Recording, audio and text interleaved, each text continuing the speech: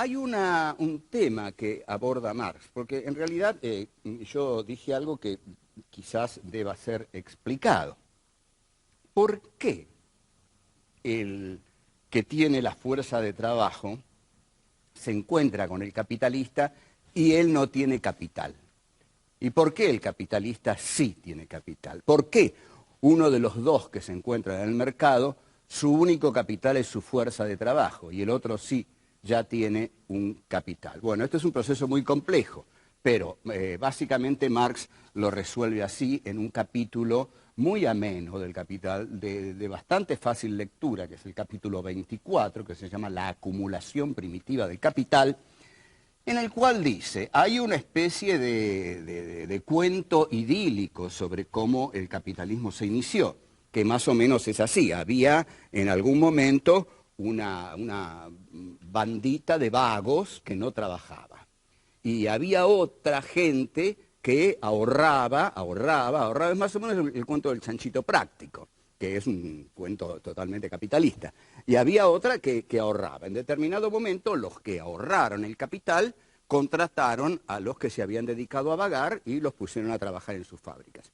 En realidad, va a decir Marx, el capital viene al mundo chorreando lodo y sangre, porque el capital se acumuló saqueando a la periferia. El capital se acumuló con el saqueo colonial. Y esto es lo que Marx describe brillantemente en ese capítulo 24, que a mí me parece una de las más grandes obras de la historia del pensamiento. O sea que aquí realmente, si alguien cree que me he enojado con Marx, como me enojo muchísimo, yo creo que este capítulo 24 es excelso. ¿Qué dice Marx? La acumulación del capital se hizo saqueando a las colonias. Por eso el capitalismo viene al mundo chorreando lodo y sangre. Entonces el descubrimiento de América, la entrada de Inglaterra en sus colonias, la transformación de África en un coto de caza de negros para que trabajaran en las embarcaciones, en las plantaciones, todo ese larguísimo proceso es el proceso de acumulación del capital. Así se apropia el capitalista del capital. Entonces, como esa apropiación es una apropiación de conquista y de rapiña, Marx dice que el capital viene al mundo chorreando lodo y sangre. Esto no lo ha hecho el obrero, porque lo hicieron, en realidad lo hicieron grandes aventureros, lo vienen haciendo, el primero fue Cristóbal Colón, después siguieron siendo los españoles, y después fueron los piratas británicos. Escuchen bien esto, los piratas británicos fueron uno de los elementos más importantes de la acumulación del capital que Inglaterra necesitó para erigir su industria. Entonces hablemos de Francis Drake, de Henry Morgan, esos son los principales o son elementos fascinantes del desarrollo del capitalismo británico. Hay un libro de Enrique Silverstein que se llama Piratas, Filibusteros y Bucaneros, cuya lectura recomiendo. El capitán Morgan era el capitán Kidd, todos recordamos las películas de piratas. ¿Qué se ve en las películas de piratas? Se ven a los piratas atacando los galeones. Los galeones españoles llevaban oro a España. España era una nación muy perezosa, digamos, elegía disfrutar de sus riquezas, gozar de sus riquezas, en lugar de invertirlas en la industria. Por eso España quedó tan atrasada. Por eso los piratas robaban el oro de los galeones españoles y lo llevaban a Inglaterra. Inglaterra con ese oro hacía industria, por eso Inglaterra tiene el capitalismo más desarrollado del mundo en el siglo XIX y España, en fin. Y España todavía lo tiene al rey Juan Carlos, que dice, como dijo este señor, puedes callarte, digamos, todavía tiene exaltaciones monárquicas paseando por América Latina. Bien, voy a seguir con esto. El capitalista ya tiene entonces el capital. Esta acumulación originaria se ha producido por el saqueo de la periferia, del mundo colonial. ¿De dónde vemos que nosotros, los argentinos y los latinoamericanos, somos la condición de posibilidad del capitalismo? Porque si no hubieran saqueado a América Latina, no habría capitalismo. En realidad, el centro existe porque existe la periferia. Vinieron del centro a la periferia. saquearon la periferia, llevaron las barras de oro al centro de nuevo y ahí construyeron la industria. Cuando construyeron la industria nos vendieron las mercancías, un negocio redondo realmente. Y nos llegaban las mercancías de Inglaterra y nosotros decíamos, pero qué extraordinario, qué hermosas mercancías. Nosotros les vamos a dar nuestras vaquitas y nuestro trigo, y ellos nos van a dar siempre sus manufacturas. Bueno, así nos fue. Entonces, habíamos dicho que la plusvalía es ese plus que el obrero produce una vez que ya ha producido el valor de su salario. Mantener a un obrero vale 40 pesos, bueno, un obrero cubre esos 40 pesos con 4 horas de trabajo. Las otras 4 horas trabaja para el capitalista. Y eso es lo que Marx llama plusvalía. Al concepto de trabajo necesario, el concepto de trabajo necesario es lo que venimos diciendo. El trabajo necesario es el trabajo socialmente necesario que requieren las mercancías con las cuales se va a reproducir la vida del obrero. Este plus trabajo que hace el obrero es la plusvalía. Hay un largo momento de la jornada de trabajo en la cual el obrero, una vez cubiertos sus gastos, trabaja exclusivamente gratis para el capitalista. Esto es, entonces, lo que Marx llama la plusvalía. Para Marx, una vez descrita la plusvalía y el sentido que tiene la plusvalía, es que cobra sentido la realidad que vive el obrero, y es que el obrero se identifica en su trabajo. Pero ya el obrero no trabaja por la necesidad que siente de apropiarse, no de manera individual, sino junto con otros hombres, del mundo que le rodea, de la naturaleza exterior.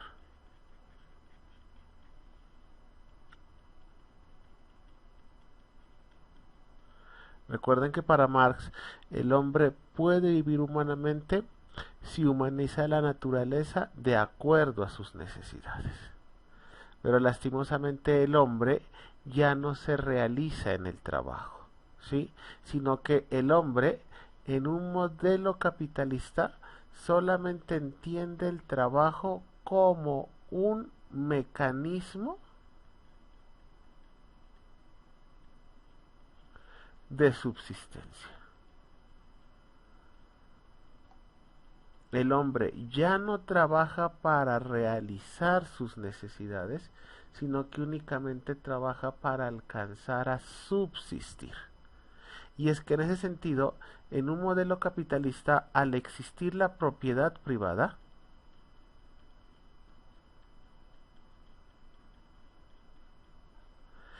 tarde que temprano, esta propiedad privada trae como consecuencia una división del trabajo. ¿Sí? Una distinción entre el patrono, que es el dueño de los medios de producción, y el obrero, que no tiene medios de producción y que lo único que tiene es su fuerza de trabajo. Entonces, el trabajo que el obrero realiza termina enriqueciendo al patrono. Y entonces el obrero ya no mira en el trabajo una necesidad, sino una obligación. Trabaja no porque con su trabajo tendrá un mejor futuro, podrá tener y apropiarse con otros hombres del mundo exterior y transformarlo para satisfacer sus necesidades, sino que únicamente trabaja para subsistir, para poder subsistir él y su familia. Desde esta perspectiva, el grave problema está justamente en eso, ¿no? En que el obrero, no olvidemos que en concepto marxista obrero es proletariado, proletario, ¿sí? El problema del proletariado, ¿sí? Es que el proletariado no es dueño de los medios de producción.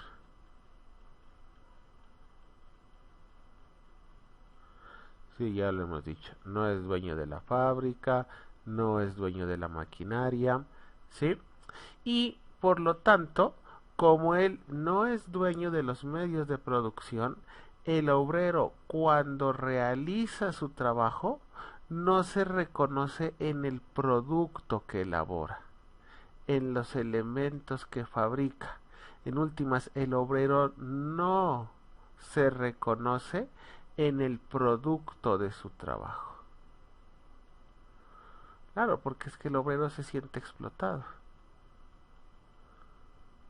¿Sí? El obrero se siente consciente o inconscientemente explotado. En últimas, que le han expropiado, que le han arrancado su creatividad y le han arrancado su humanidad. En últimas, el obrero se da cuenta que su trabajo lo único que hace es alienarlo. Y entonces Marx introduce el concepto de alienación como una categoría fundamental a la hora de entender el producto del trabajo.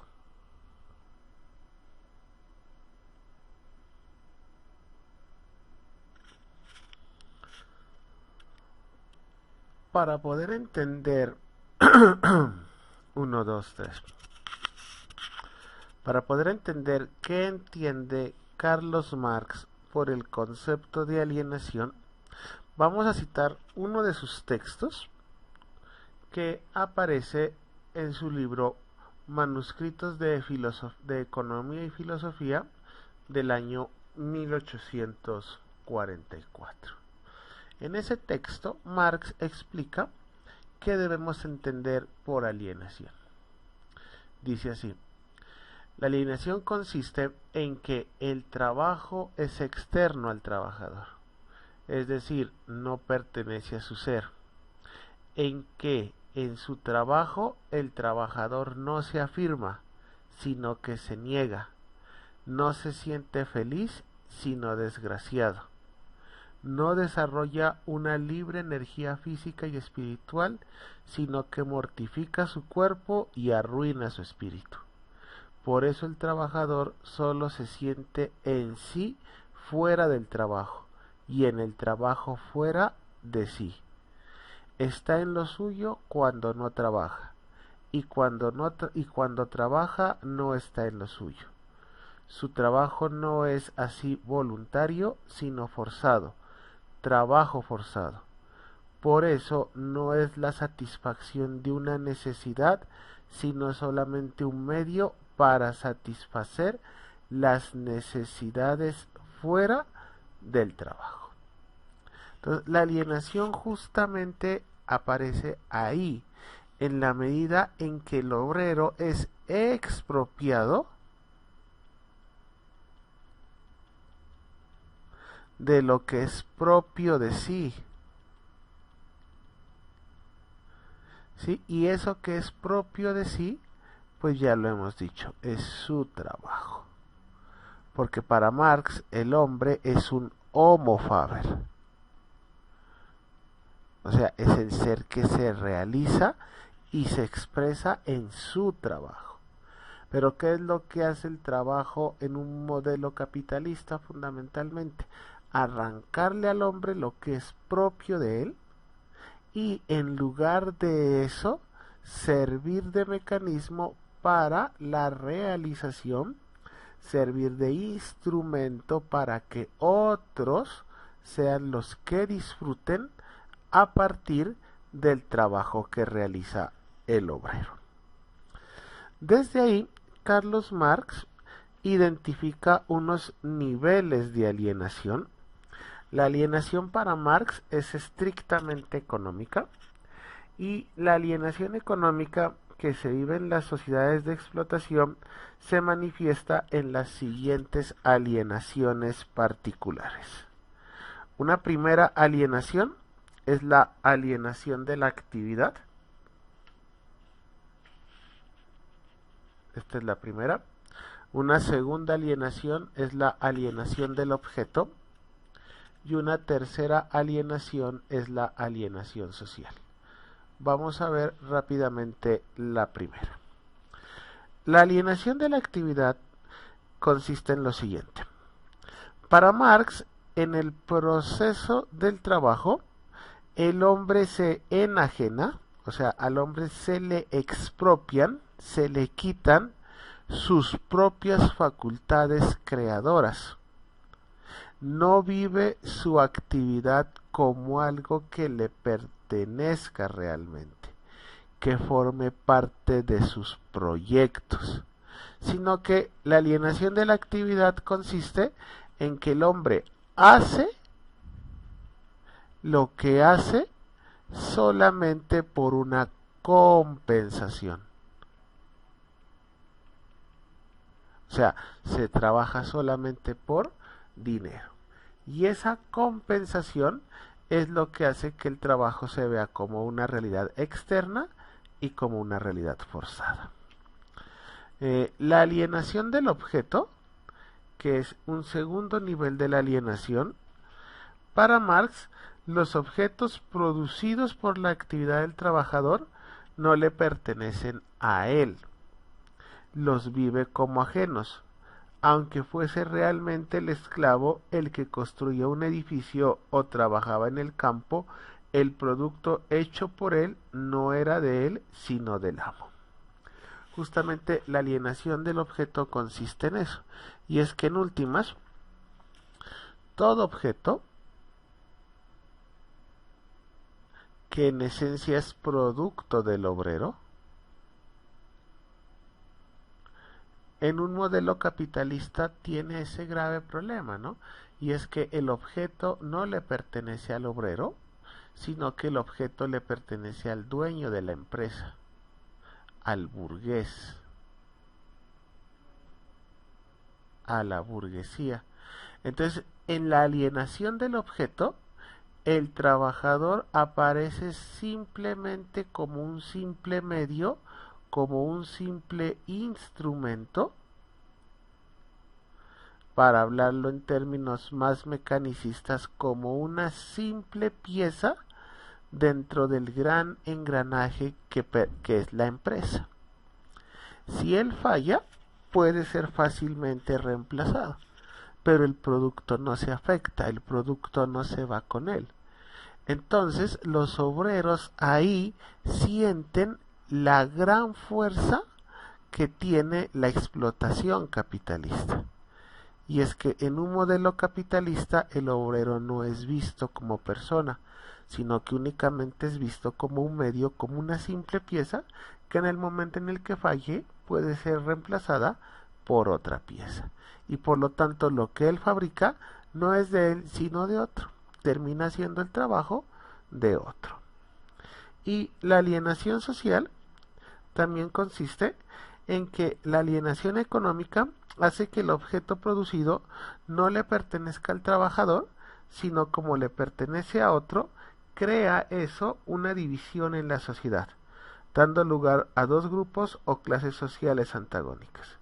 La clase oprimida, que es la que realmente produce las mercancías, y la clase opresora, que es la que se apropia de ellas.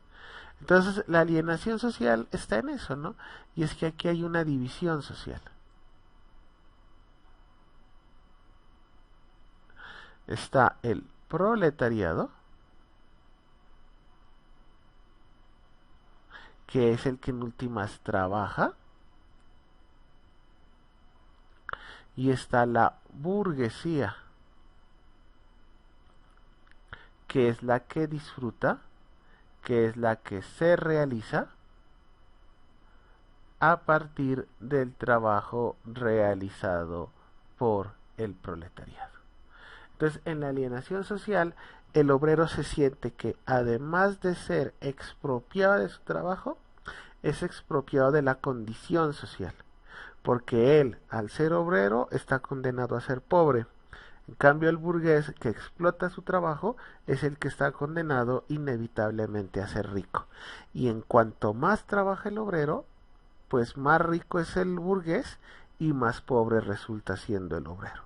Esos son los tres niveles de la alienación que hacen de Marx la comprensión del modelo capitalista. Hay un vértigo de las mercancías y más que nunca nosotros vivimos en una sociedad del vértigo de la mercancía, ¿no? Digamos, el vértigo de la mercancía usted lo vive solamente entrando en un shopping. Usted entra en un shopping y entra en el mundo del vértigo de las mercancías.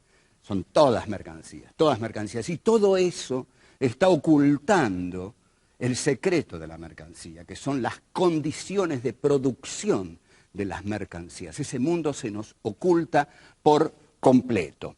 Entonces, va a decir Marx algo notable. El mundo de las mercancías es un mundo encantado. Porque entremos al shopping, qué lindo que es, está lleno de cosas.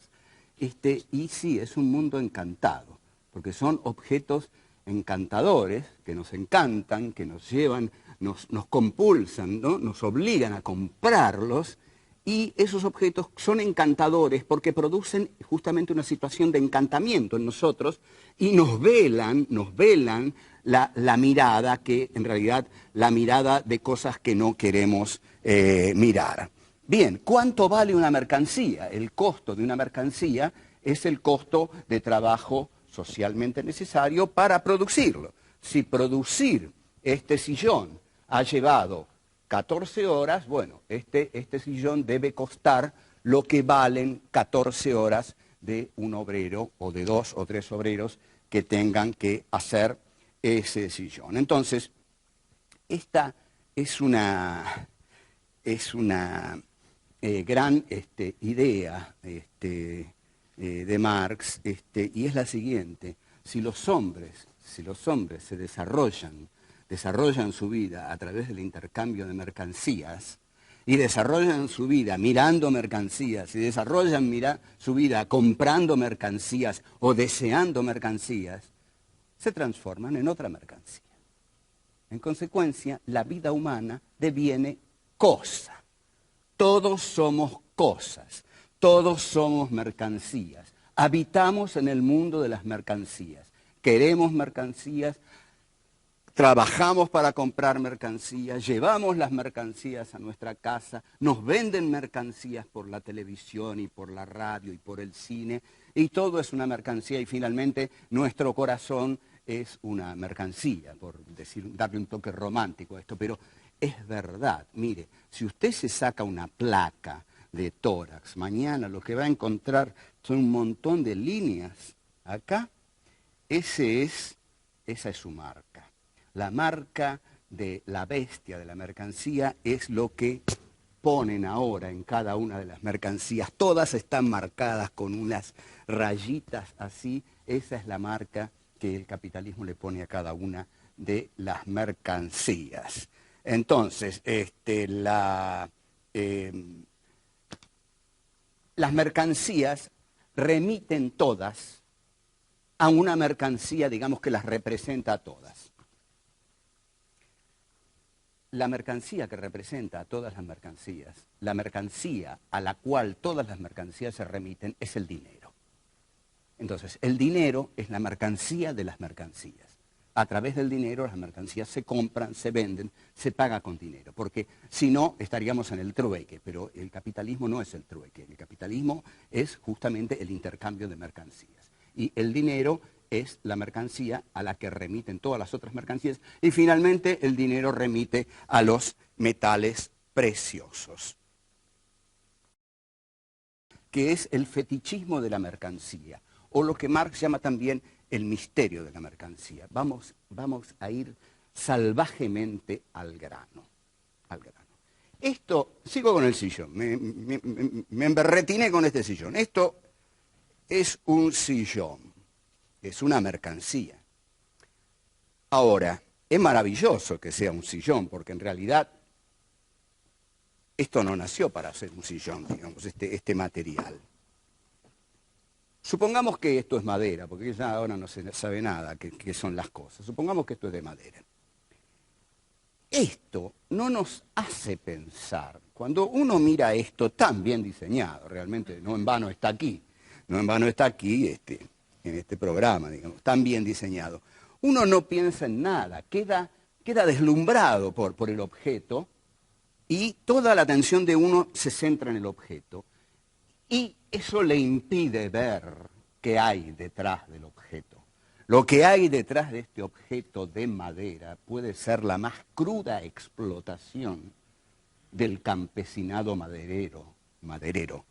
Es decir, algo que no vemos. Este fetiche, porque este objeto es un fetiche, este fetiche está ocultando las condiciones de su producción. Mi gran amigo Rep hizo un dibujo cuando en el último Mundial de Fútbol, bueno, que yo interpreté de la siguiente manera. El dibujo ahora no importa exactamente cómo era, pero en mi cabeza quedó así.